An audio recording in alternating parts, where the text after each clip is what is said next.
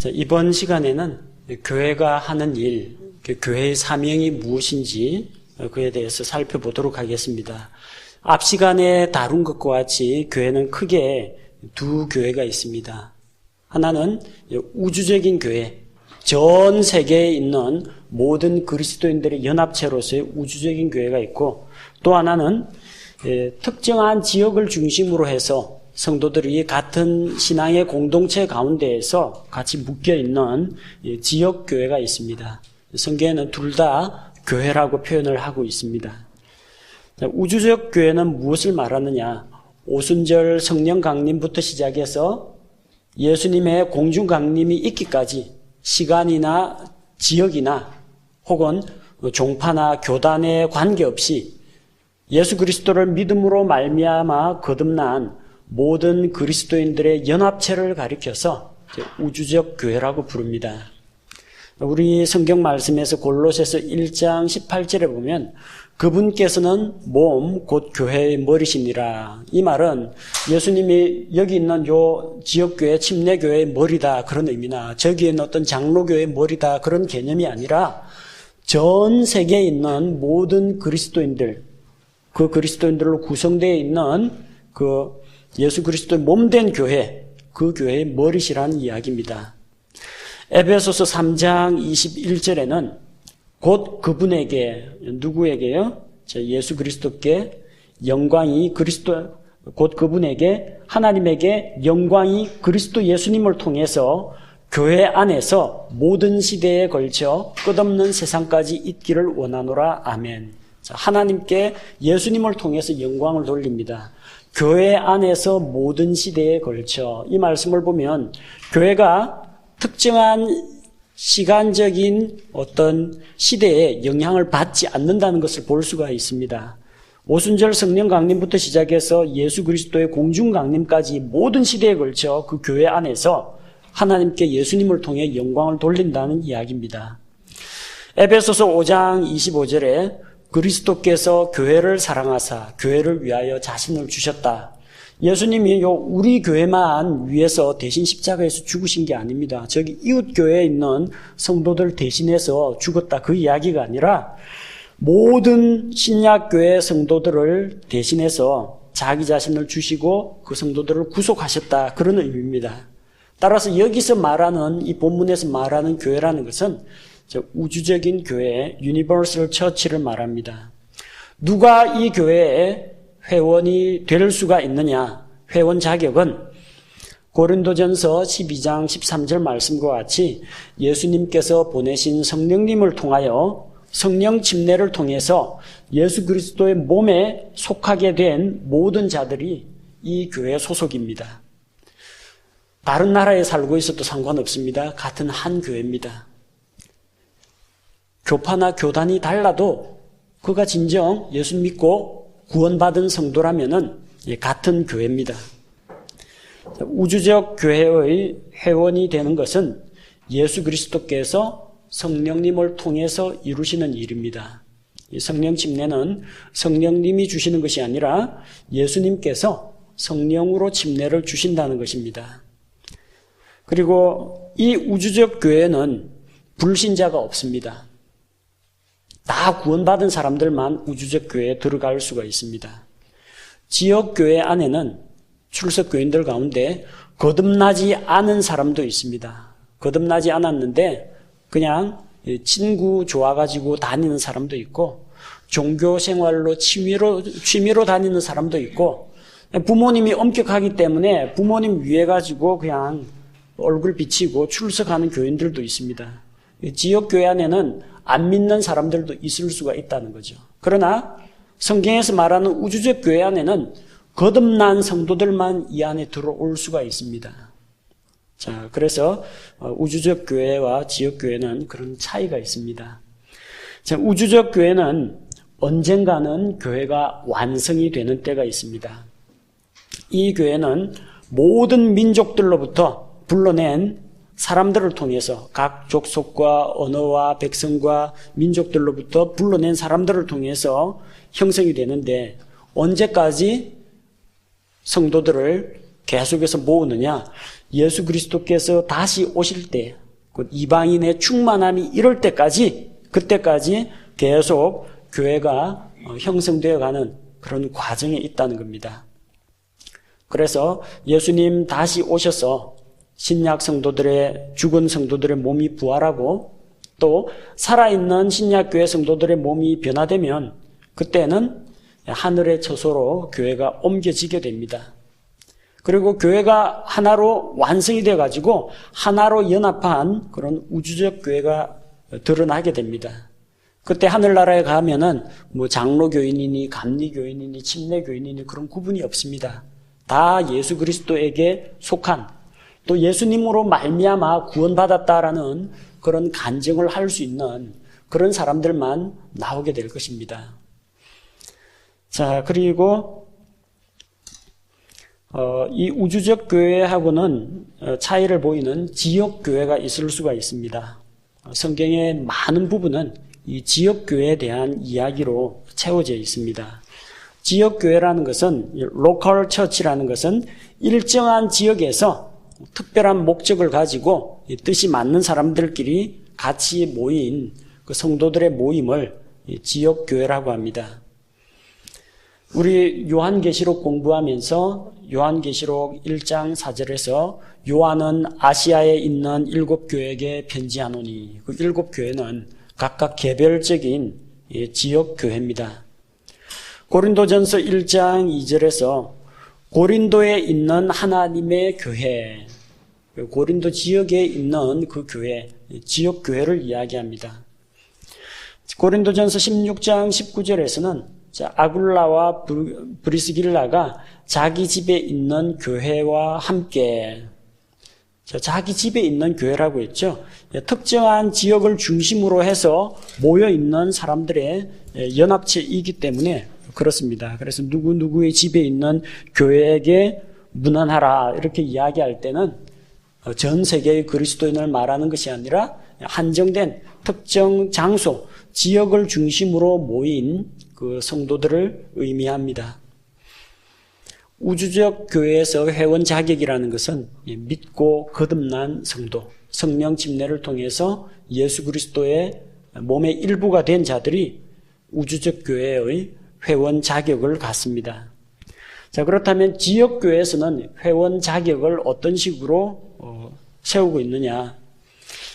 우리는 사도행전 6장을 통해서 또 디모데전서의 말씀을 통해서 집사를 세우는데 일정한 규칙이 있다는 것을 알 수가 있습니다. 누가 사람들을 추천하고 또 그 가운데서 누구를 검증을 하고 그 다음에 세우고 이런 어떤 절차와 규칙이 있다는 것을 보면 교회 나름대로 교회 헌법이라든지 교회 정관이라든지 그런 법이 성문화되어 있건 아니면 관례적으로 해오건 어떤 법이 있었다는 것을 알 수가 있습니다. 그리고 일정한 조건과 절차를 거쳐야 교회의 회원이 될 수 있다는 것을 볼 수가 있어요. 자, 사도행전 2장 41절에 보면은 초대교회 시절에 이 베드로가 전하는 그 말씀을 듣고 회개하고 돌아온 사람들이 있습니다.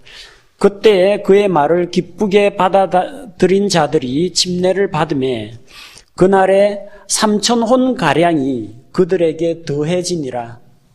자, 3,000명 정도가 되는 사람들이 그들에게 더해지니라고 했어요. 그러면은 이 3,000명과 새로 들어오는 3,000명과 그들이라고 불리는 사람 사이에는 뭔가 차이가 있었다라는 것을 알 수가 있죠.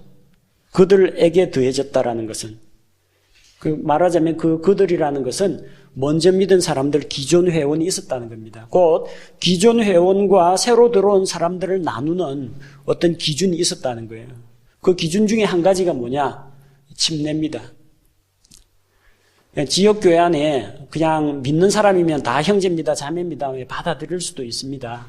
하지만 이 사람이 이 지역에서 계속 생활의 터전을 잡고 살아가는지, 서울에서 미국에서 잠시 한번 방문해가지고 우리 곁에서 한 며칠, 몇 주, 몇 달 살다가 훌쩍 떠나버릴지 알 수가 없죠. 우리 교회에 출석한 사람을 다 회원으로 잡을 수는 없습니다. 또 우리 교회가 가지고 있는 이 예배 절차라든지 교회 안에 세운 제도라든지 규칙이라든지 우리의 신앙관이라든지 이거하고 맞아야 우리 교회 성도라고 이야기하지.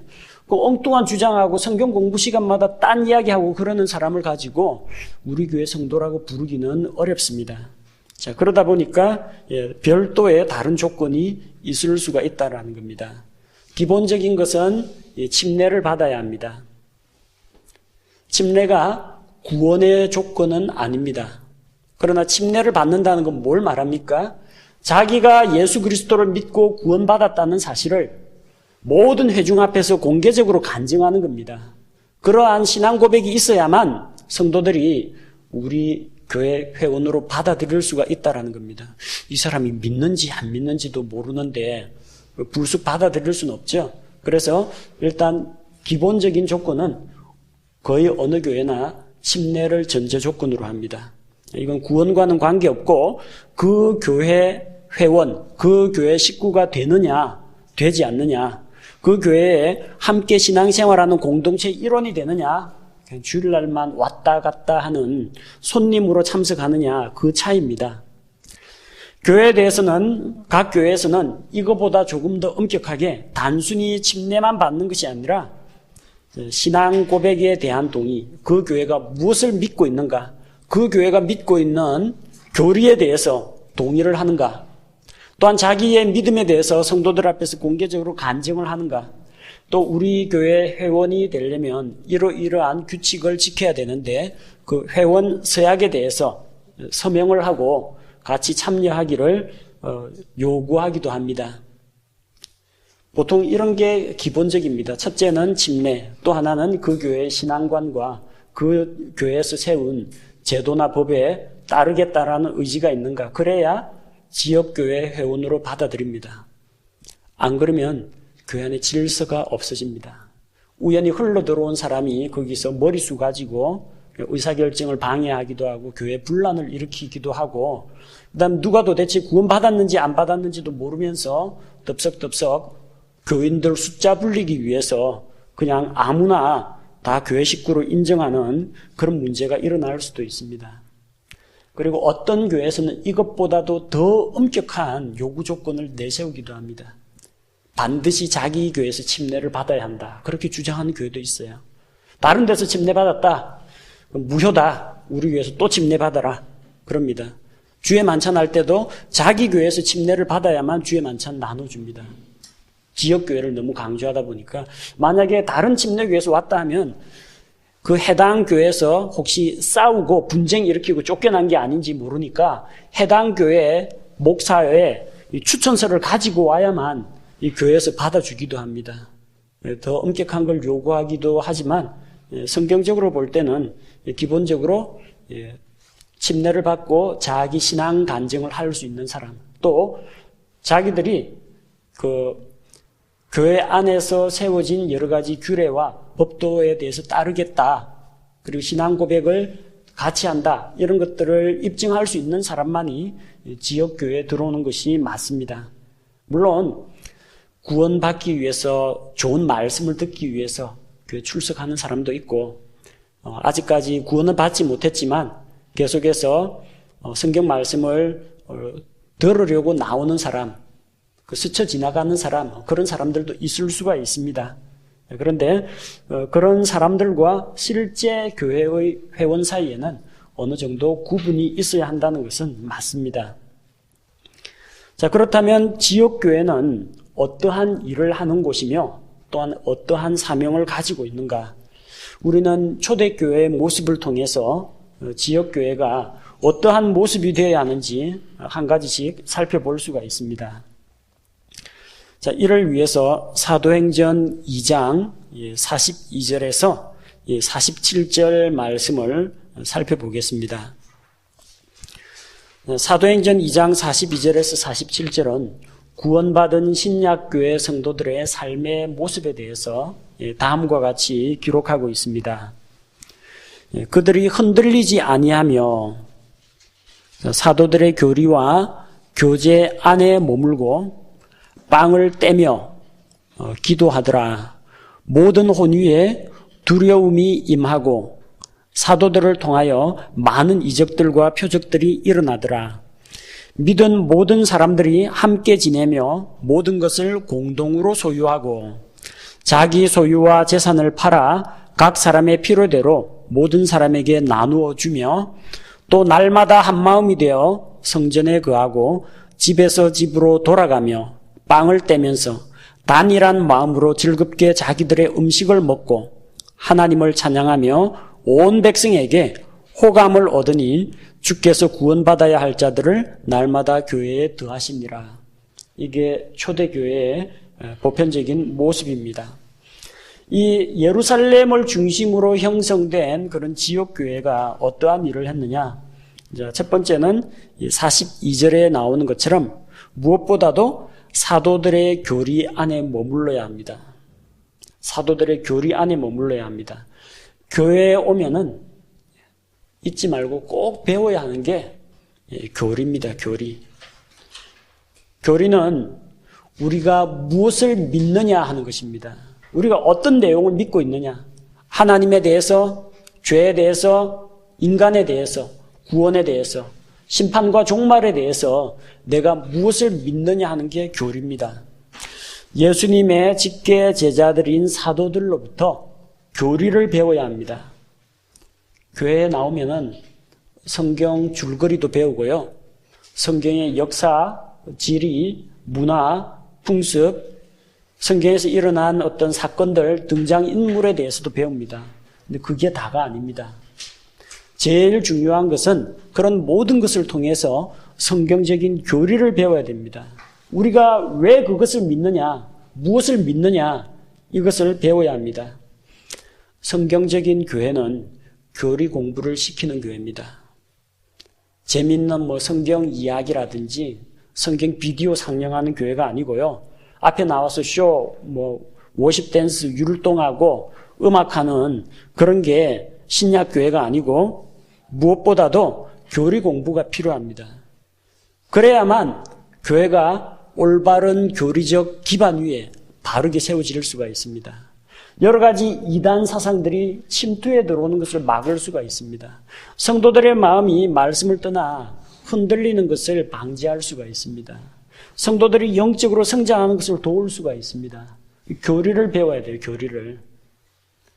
주일 오후에 각종 특강을 하거나 이런 것들을 왜 합니까? 바른 믿음 가운데서 세우려고 합니다. 우리 지금 이 교회론에 대해서 교리 공부하고 있죠? 왜 가르칩니까? 하도 요즘 이상한 교리들 이게 많이 나오니까 바르게 알자는 거예요. 그래서 성경 말씀에 대한 교리, 하나님에 대한 교리, 예수 그리스도에 대한 교리, 성령님에 대한 교리, 그리고 천사와 마귀에 대한 교리, 죄에 대한 교리, 그리고 사람에 대한 교리, 구원에 대한 교리, 교회에 대한 교리, 종말에 대한 교리, 우리 10가지 교리를 공부하는 목표가 견고하게 말씀의 진리 가운데 서기 위해서 이 공부를 지금 하고 있는 겁니다. 자, 교리 못지않게 중요한 것이 42절에 사도들의 교리와 교제 안에 머물고, 교리와라고 되어 있어요. 연결되어 있죠. 교리 안에 머물고 교제 안 하고 딴 데 가도 된다, 그런 이야기 아닙니다. 교리 공부는 안 하면서 교제한다고 하면 모습 나타내고 그것도 옳지 않습니다. 교리와 교제 안에 같이 머무르고 같이 있어야 한다는 겁니다. 그리스도인의 교제는 상당히 중요합니다. 단순히 그리스도인들끼리 친목을 도모하는 그런 자리가 아니기 때문에 그렇습니다. 왜 교제를 합니까? 죄로부터 보호받기 위해서 교제를 나눕니다. 히브리서 3장 13절 말씀에는 오직 오늘이라 불리는 때에 서로 날마다 권면하여 너희 중에 아무도 죄의 속임수를 통해 강팍하게 되지 아니하도록 하라 했습니다. 혼자 있을 때 유혹을 받습니다. 혼자 있을 때 공격당하기가 쉽습니다. 그래서 오직 오늘이라 불리는 때, 언제가 오늘입니까? 날마다 오늘입니다. 날마다 여러분이 살고 있는 지금이 오늘입니다. 서로 날마다 권면해서, 말씀으로 권면해서 그 가운데 지역교회 성도들 가운데 한 사람도 죄의 속임수에 빠져가지고 마음이 강팍하게 되거나 하나님의 은혜에 이르지 못하는 자가 없도록 보호받기 위해서 교제 안에 머물러야 합니다. 두 번째는 보호 차원을 넘어서서 서로 격려하고 세워주기 위해서 교제를 나누는 것이 필요합니다. 히브리서 10장 24절 25절 말씀을 보니까 서로를 살펴보아 사랑과 선한 행위에 이르도록 격려하며 어떤 사람들의 습관과 같이 우리의 함께 모이는 일을 패하지 말고 서로 권면하되 그날이 다가옴을 너희가 볼수록 더욱 그리하자 이렇게 말씀하고 있습니다. 자, 서로를 살펴보는 기회가 됩니다. 서로의 건강 상태, 안부, 가족 근황, 요즘 성경은 잘 읽고 있는지, 기도 생활은 잘하고 있는지, 성경 읽고 무슨 깨달음이 있는지, 기도 응답은 받고 있는지, 함께 기도해야 할 목표가 있는지 이거 다 살펴봐야 됩니다. 그리고 그 가운데에서 사랑과 선한 행위에 이르도록 서로 격려하는 겁니다. 이 격려한 게 그래 잘했어 수고해서 칭찬해 주는 게 아니고요. 격려하다라는 말은 채찍질하다, 박차를 가하다 그런 의미입니다. 박차라는 말 들어보셨죠?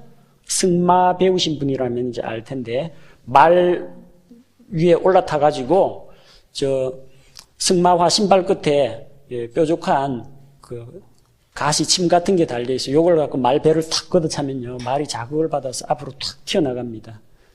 근데 그 박차에 말배가 찔려가지고 말이 배 터져 죽는 일은 없습니다. 이거는 자극을 주고 동기부여를 하는 거지 상처와 흠집을 내는 게 아닙니다.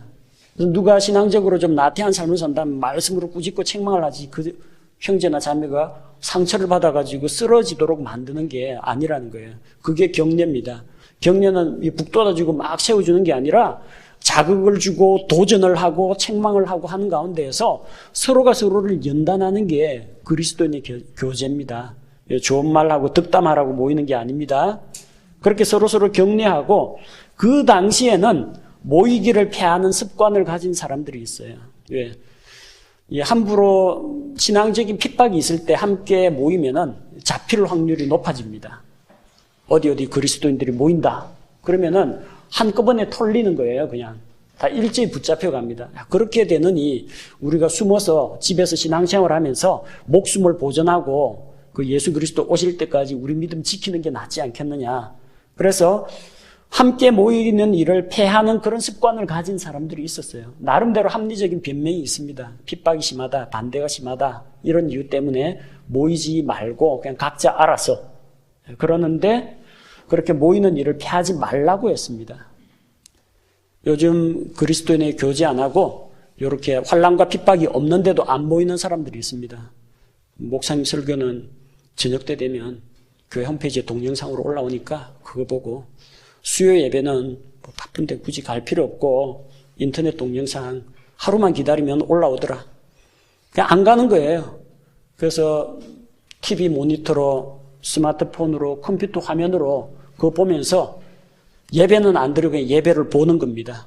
저런 식으로 했구나 하고 예배는 하나님께 나와서 이게 자기의 마음을 드리고 시간을 드리고 몸을 드리고 정성을 드리고 하나님께 드리고 헌금도 드리고 이 드리는 시간인데 예배를 드리고 하나님께 드리고가 아니라 예배 보는 겁니다. 눈으로 그냥 폰으로 그냥 구경하는 거예요. 이렇게 되면 안 된다라는 거예요. 교회 안 나가고 혼자서 집에 있는 사람들, 이 히브리서 10장 24, 25절 말씀에 의하면은 대단히 잘못된 그런 습관들입니다. 그날이 다가옴을 너희가 볼수록 더 그리하자. 마지막 때가 되면 점점 모이기를 피하는 사람들이 많아집니다. 그래서 교회 안 나가 하는 가나안 성도들이 많다고 하죠. 가나안, 거꾸로 하면 안 나가. 교회는 안 나가고 혼자서 이 교회 설교도 듣고 저 서울에 유명하다는 어느 목사님 설교도 듣고 잡탕으로 다 듣는 거예요. 교리도 전부 다 다르고 막 헷갈리는데 그러면서 텔레비전 기독교 방송 틀어놓고 그걸로 그냥 예배 드렸다라고 생각하는 거 대단히 큰 잘못입니다. 서로 격려하고 세워주기 위해서, 또 하나님 앞에서 모든 성도들이 함께 마음을 모아서 공적인 예배를 드리기 위해서는 부지런히 모여야 됩니다. 교제 안에 머물러야 됩니다. 그리스도의 교제 안으로 들어와야 돼요. 전 세계에 있는 그리스도 안에 교제에 들어오라는 이야기가 아니라 지금 이야기하는 것은 예루살렘이라는 지역을 중심으로 해서 모인 지역교회 이야기입니다. 우리 교회 출석한다 그러면은 이 교회 안에서 설교 듣고 성경 공부하고 사라지는 게 아니라 성도들하고 같이 긴밀하게 교제를 나눠야 됩니다. 그래야 신앙생활이 견고하게 정착이 됩니다. 그 다음 42절 말씀해 보니까 빵을 떼며, 함께 모여서 빵을 뗀다는 것은 주의 만찬을 의미합니다.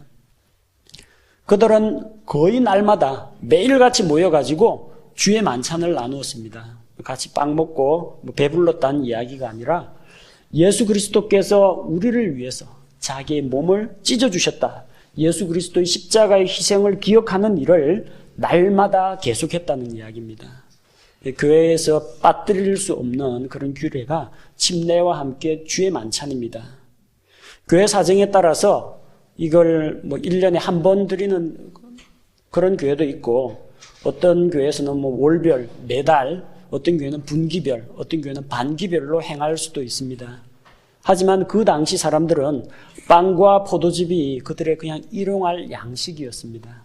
그러니까 같이 음식을 함께 나눌 때마다 예수 그리스도를 기억했다, 그렇게 보시면 됩니다.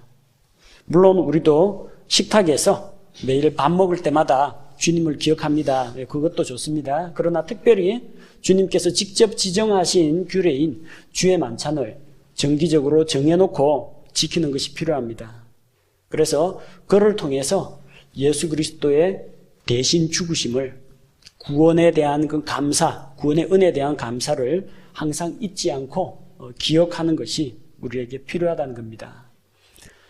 자, 그 다음으로 교회가 해야 될 중요한 일 가운데 하나가 42절에 나오는 것처럼 기도하더라, 기도하는 일입니다. 물론 각 개별 성도들은 각자 개인 기도 생활을 해야 됩니다.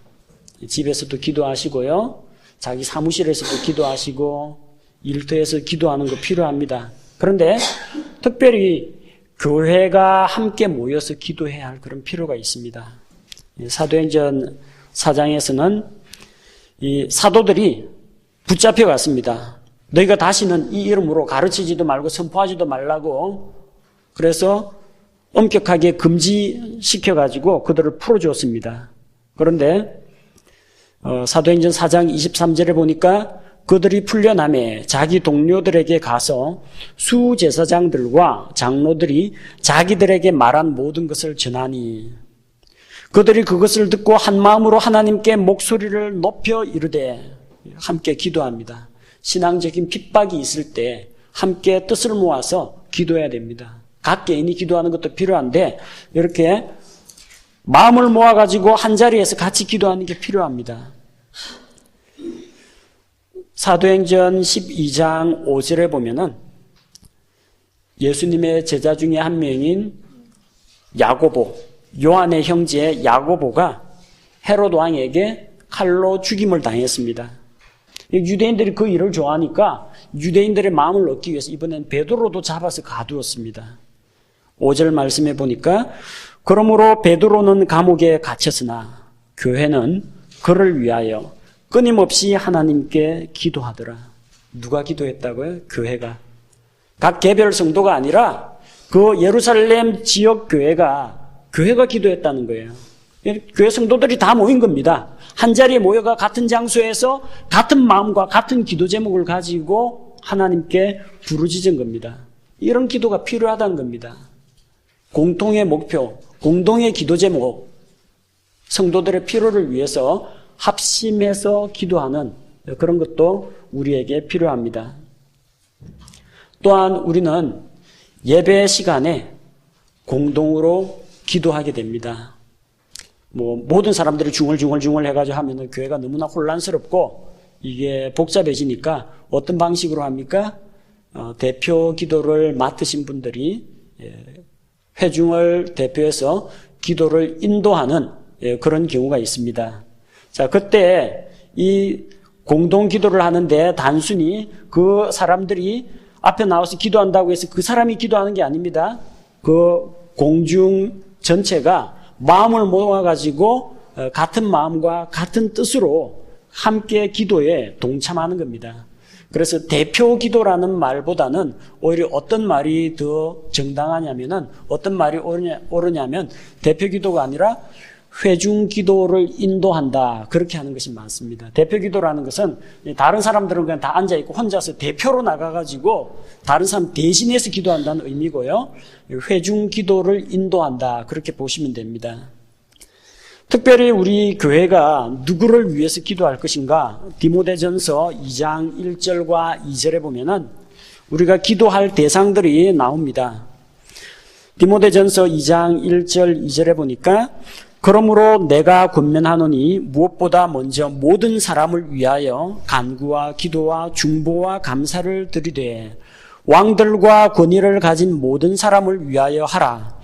이것은 우리가 전적으로 하나님을 따르며 정직한 가운데 조용하고 평화로운 삶을 살고자 함이라.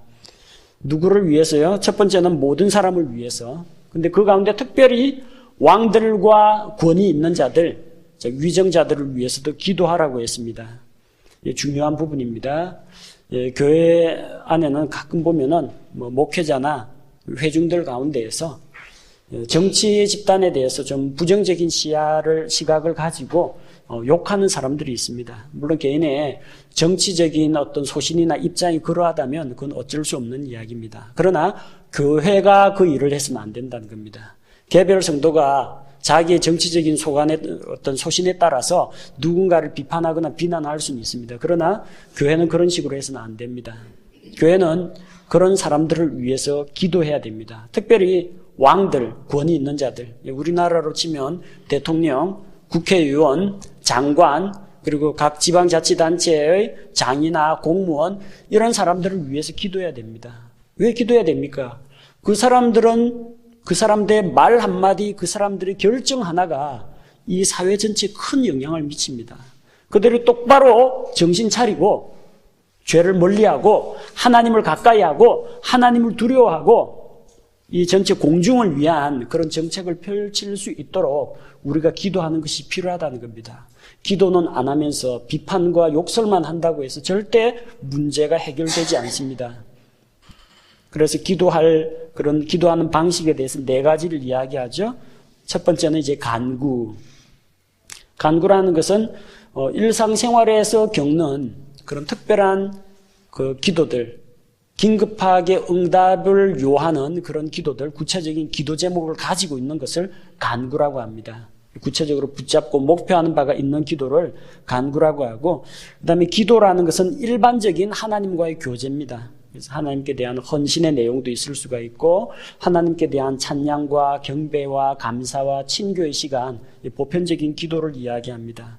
또 중보라고 했는데 엄밀한 의미에서 이야기하자면 중보라기보다도 도고라는 우리말이 있습니다. 도고, 다른 사람을 위한 기도. 기도는 내가 하고 응답은 다른 사람에게 가는 거, 그걸 도고라고 부르는데 중보라는 말은 실은 중보자는 한 분이십니다. 예수 그리스도 위에는 하나님과 사람 사이에 다른 중보가 없어요.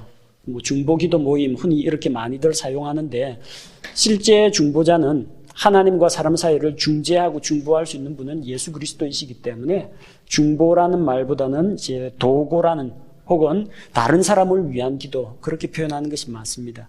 다른 성도들, 다른 사람들의 필요를 위해서 같이 뜻을 맞추어서 기도하는 것이 필요합니다. 그리고 감사, 하나님께서 우리에게 행하신 일들, 베풀어 주신 은혜에 대해서 고마움을 표현하는 것, 이게 교회가 기도하더라 할 때 이런 영역들을 포함한다는 겁니다. 하나님께 대한 찬양과 경배와 또한 감사와 또 하나님과 친교하는 내용이나 특별한 기도 제목을 가지고 하나님께 요청하는 그런 내용들이 다 같이 포함이 됩니다. 자, 그 다음에 또 어떤 내용들이 들어갑니까? 사도행전 2장 47절에 보니까 하나님을 찬양하며, 교회가 할 일 가운데 중요한 것이 하나님을 찬양하는 겁니다. 교회는 인간 지도자나 사람을 높이는 곳이 아닙니다. 목회자를 높인다든지 그 교회에 어떤 유명한 사람이 있다고 해서 그 사람을 높이거나 추앙하는 곳이 아닙니다. 교회 안에는 오직 하나님만이 찬양과 경배를 받으시기에 합당하고 마땅히 그분께만 경배와 영광을 드리는 것이 옳습니다. 그래서 여러 가지 방식으로 우리가 찬양을 할 수가 있습니다.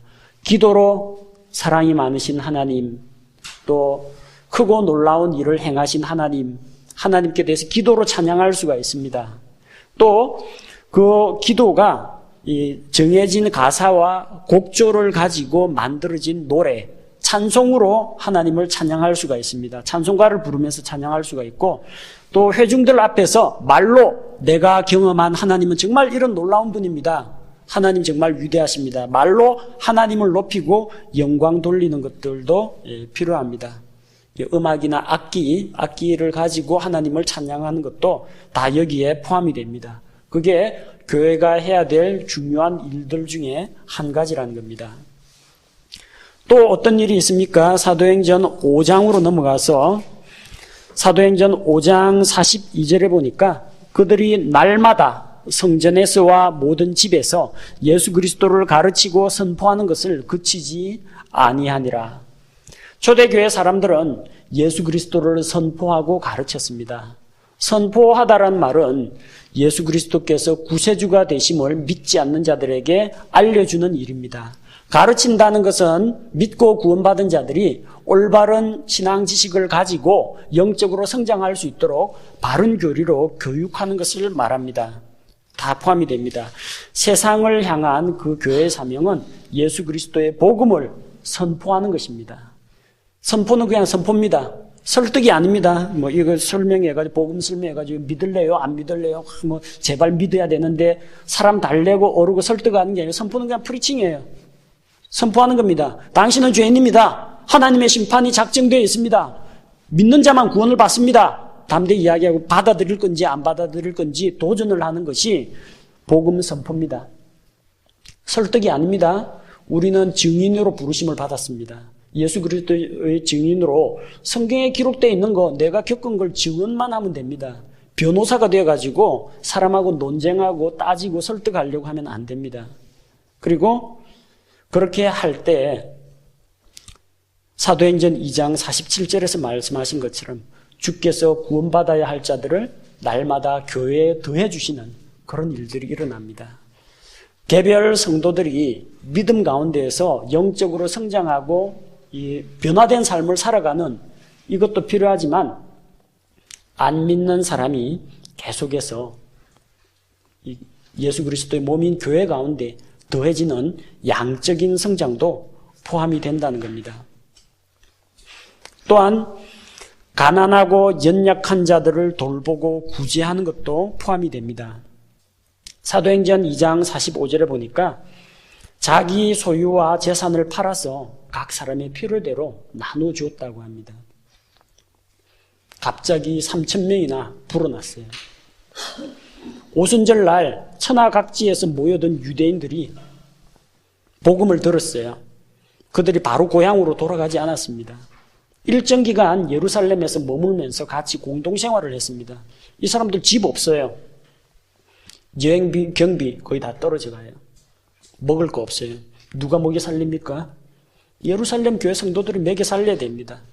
물론 나중에 그들이 다 흩어졌지만 일시적으로 공산사회가 형성되었다는 겁니다. 자기 소유를 나눠주고 자기 것을 자기 것이라 주장하지 않고 가난한 자들을 도와주고 각 사람의 필요대로 다 나눠주었습니다. 교회가 해야 될 중요한 일 가운데 하나가 연약한 지체를 돌아보고 구제하는 것도 포함이 된다는 겁니다. 디모데전서 5장 16절 말씀에 보면 여기에도 교회의 임무 중에 한 가지가 구제라는 것을 보여줍니다. 만일 믿는 어떤 남자나 여자에게 과부들이 있거든 그들이 그들을 구제하게 하고 교회의 짐을 지우지 말라. 이것은 교회가 참 과부인 자들을 구제하게 하려 함이니라. 그래서 만약에 과부에게 친척이 있거든 그 친척이 자기가 도와주지 교회에다 짐을 지우지 말라는 겁니다. 교회는 정말 연약하고 의지할 곳 없는 그런 참과부들을 구제하기 위해서 있다는 겁니다.